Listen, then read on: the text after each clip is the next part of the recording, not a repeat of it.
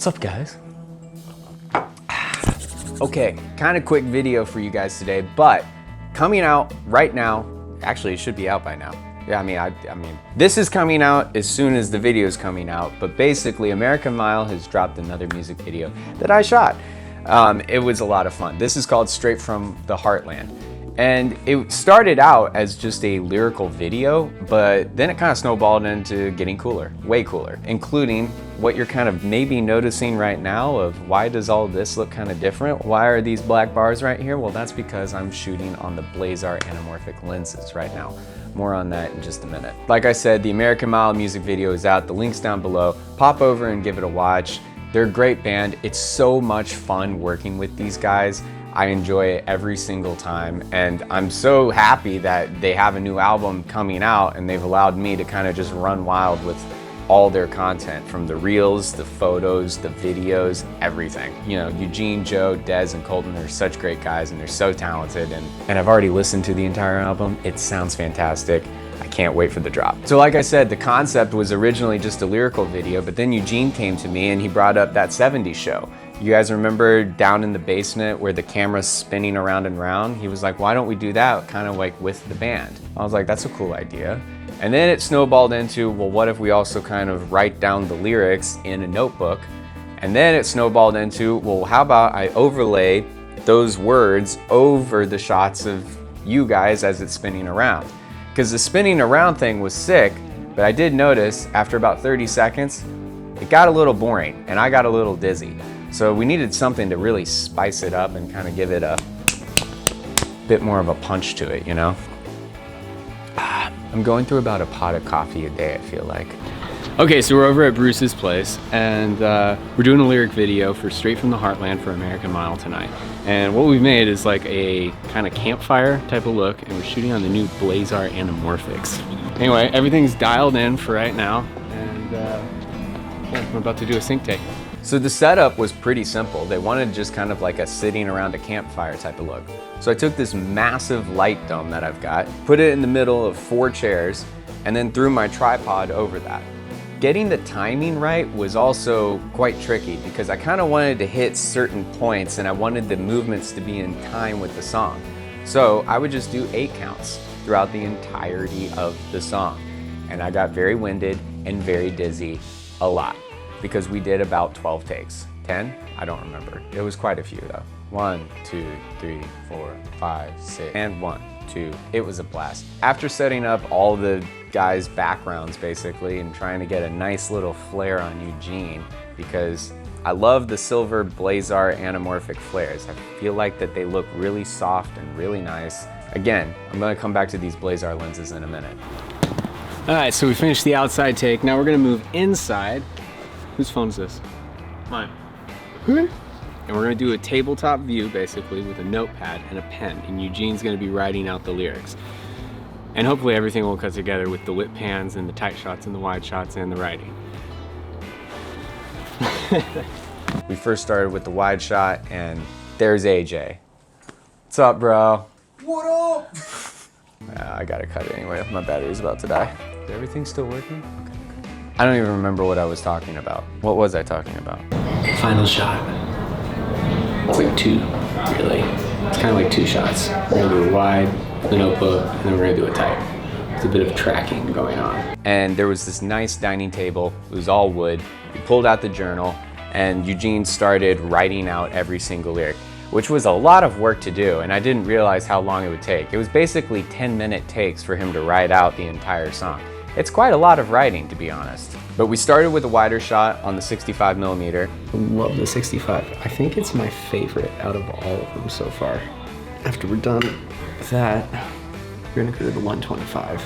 Really punch in on each one of those words as much as possible. You're doing well, Eugene. You're doing well. Overall, I'm like super happy with how the music video came out, and I love shooting on these lenses. The Blazar lenses have been absolutely amazing. And, oh, hi. Stella wants to be in it. What's up? Cool. Let me get down. But let me show you this here.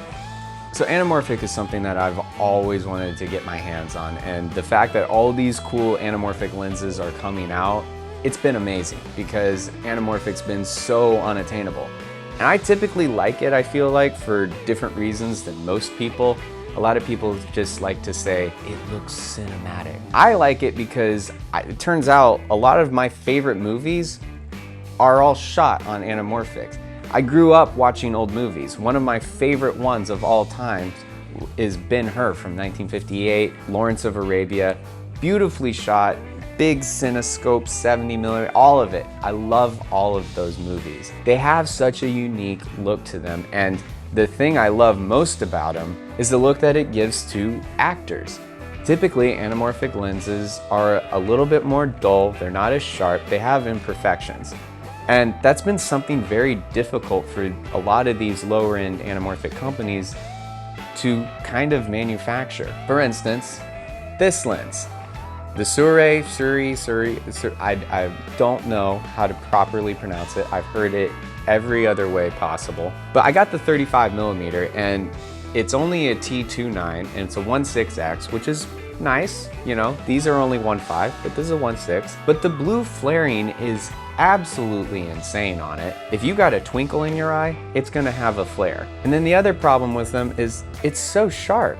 It's very clinical. I would almost say it's as sharp as a G Master lens on a Sony camera. And then once I tested out the Blazars, I realized they had a little bit more character to them.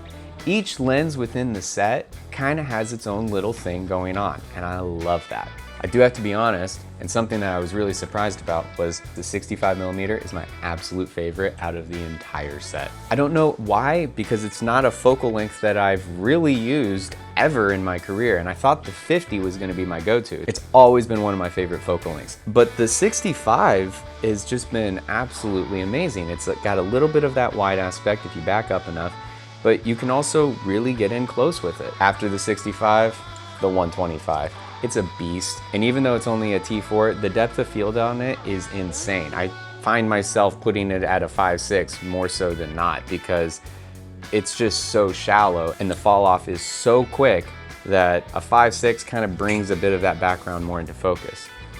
Can I help you?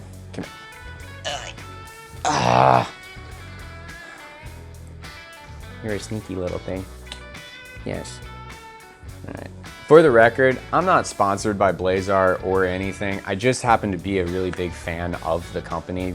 Nobody's paying me to say any of this. I bought these lenses with my own money over Black Friday and then drove out to their location here in California to go pick them up. I watched a ton of test footage of them and was completely sold when I just saw some of the characteristics that these lenses produce. And I know as a whole, they're really liked as a company, but I've also heard a lot of people talking smack about them, and I really don't know why. For the price point, these lenses are absolutely insane. They're all 77mm threaded. As far as coloring goes, they match seamlessly. I've had no issues with that. Straight from the Heartland with American Mile was actually the second music video that I shot with them. The very first one that I shot, I have a BTS video coming out pretty soon with.